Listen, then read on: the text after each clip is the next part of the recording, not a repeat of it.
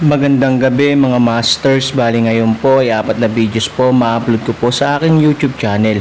Tama nga mga masters, 4 na videos nga po ang ma-upload ko po. Yon, what's up mga masters? Nandito na naman tayo sa panibagong araw, panibagong kabanata na naman ang pagsasama-samahan natin ngayon guys.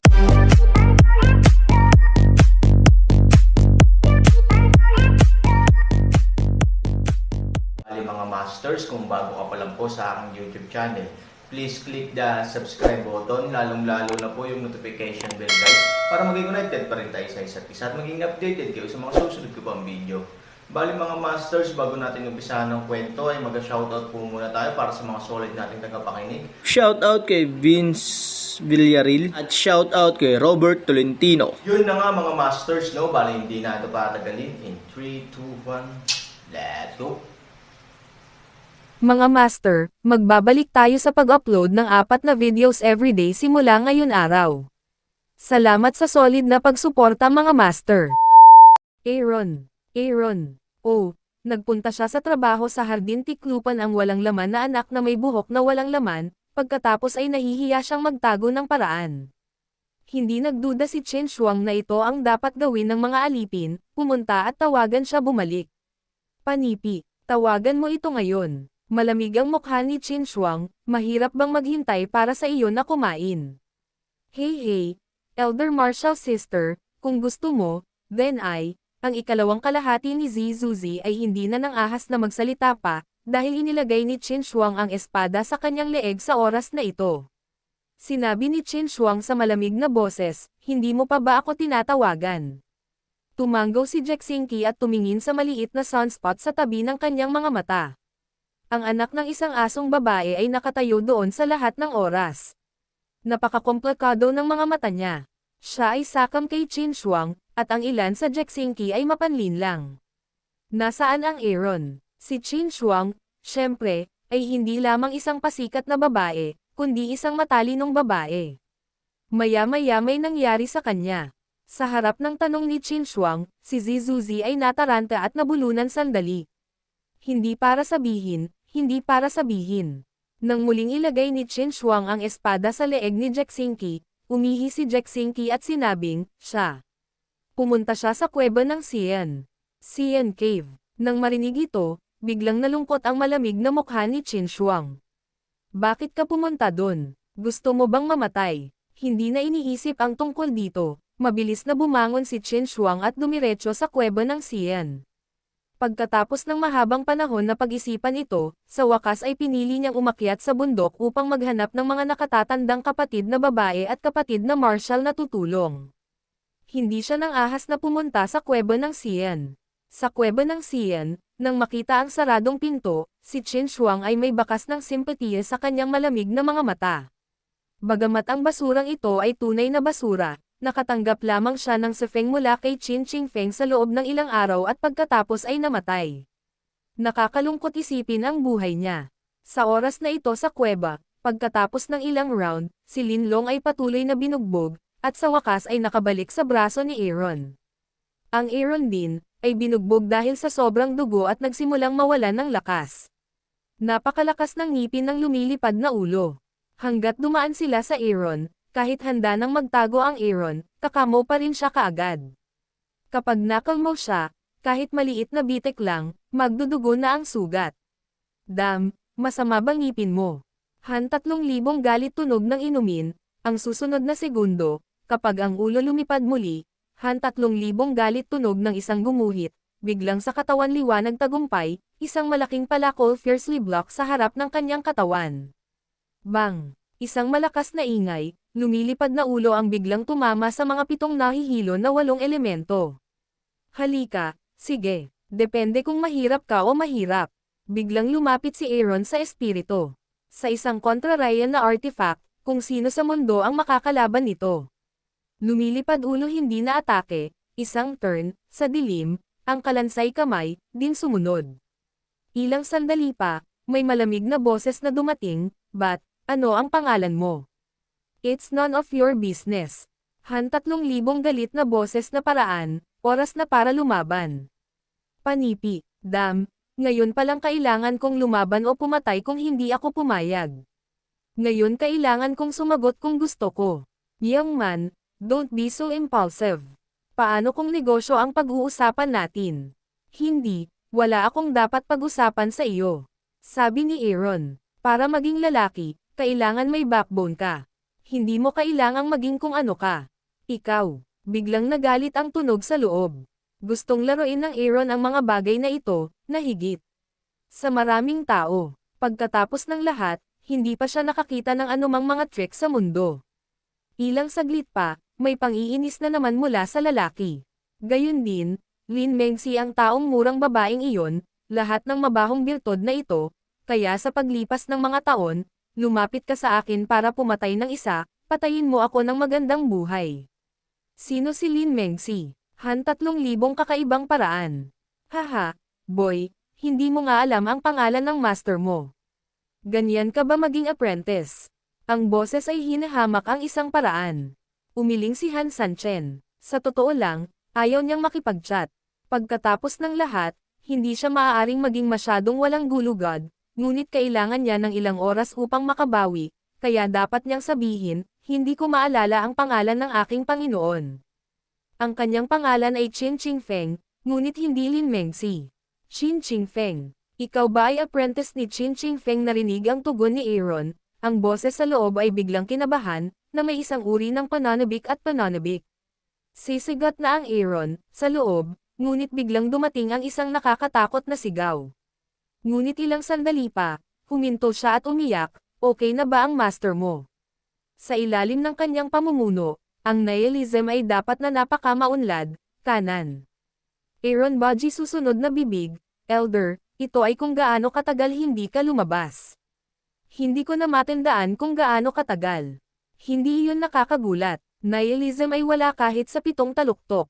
Walang mangganguna. Ano? 7 pik ay hindi umiiral. Voice ng isang pagdududa, sa susunod na segundo, biglang isang galit, na kayong mga apprentice na ito, ay kumakain ng dumi. Dapat ay ang iyong pagkabigo ang humahantong sa paghina ng kafeng, tama ba? Panipi, bago ako pumunta dito, walang tao sa kafeng. Ako ang huli at nag-iisang apprentice ng aking master. Apprentice ka niya. Kung hindi ka mananatili sa kafeng, bakit ka pupunta sa sefeng? Walang magawang umiling si Aaron, sa tingin mo ba gusto kong sumama? Ipinagbili ako kay Sefeng bilang isang alipin.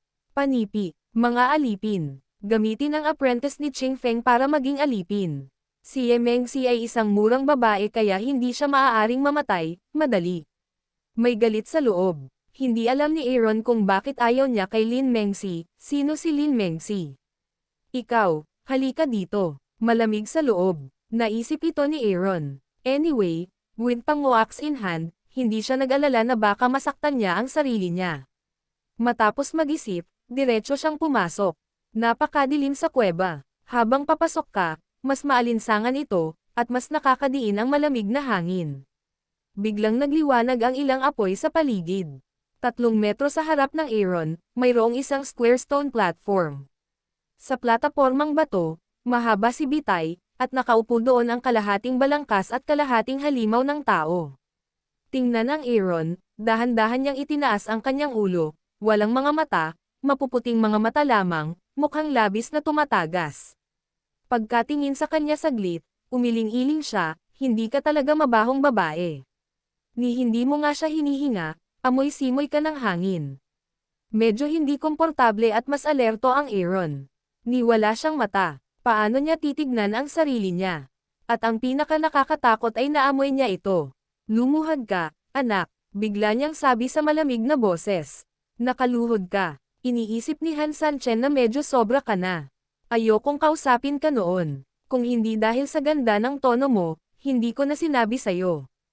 Ang resulta chatted hindi ng ilang mga salita, bumalik dumi ng tao ilong sa mukha ng gusto ang sarili na lumuhad. Dapat na naginip ka. Ano pa ang ginagawa mo?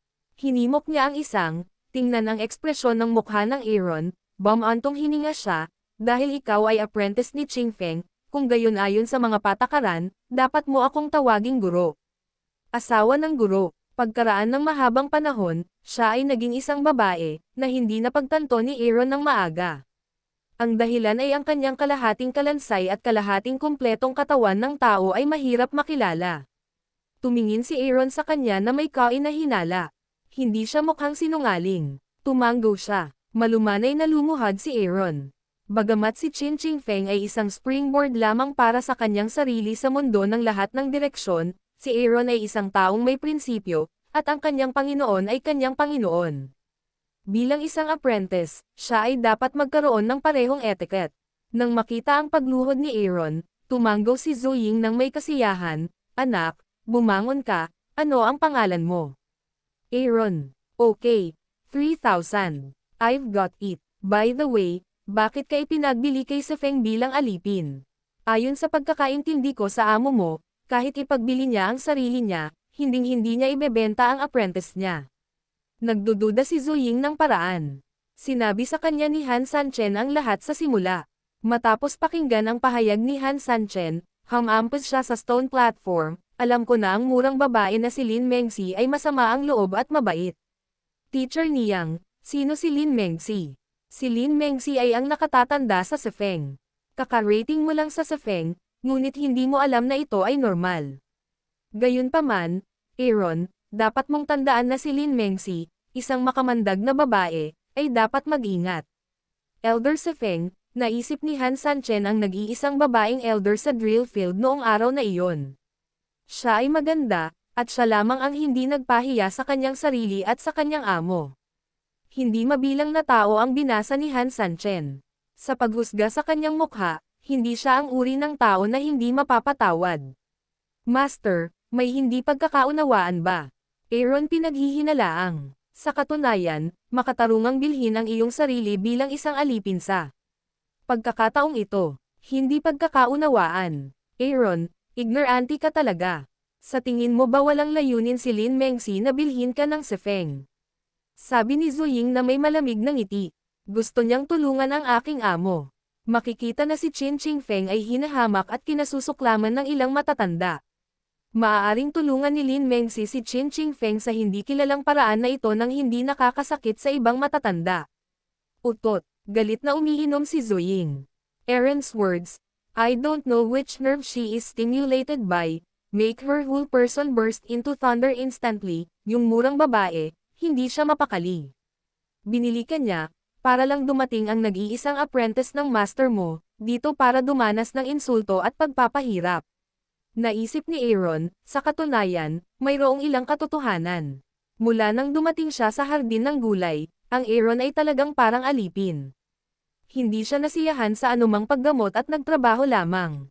Sa paglipas ng mga taon, nakapatay ako ng mga tao sa tuwing nakikita ko sila sa kuweba ng Xian. Siguradong gusto kanyang patayin gamit ang aking kamay.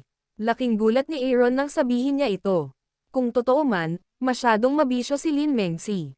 Ang trahedya ng tao sa pag-aayos sa ina ng guro na patayin ang apprentice ng master ay ang pagbaluktot ng kalikasan ng tao at pagkawala ng moralidad.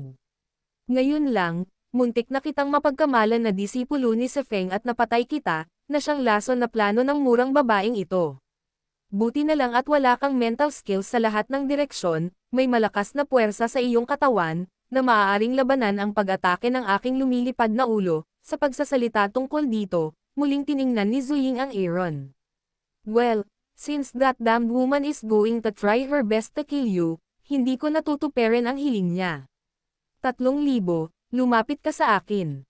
Kumaway siya. Naisip ito ni Aaron, at sa wakas ay tumayo at lumapit sa kanya. Nang lumuhad si Aaron sa harap niya, marahang itinaas ni Zuying ang buo na kamay. Mas mainam na sabihin na ito ay buo kaysa sa ang kalansay ay natatakpan ng isang piraso ng balat.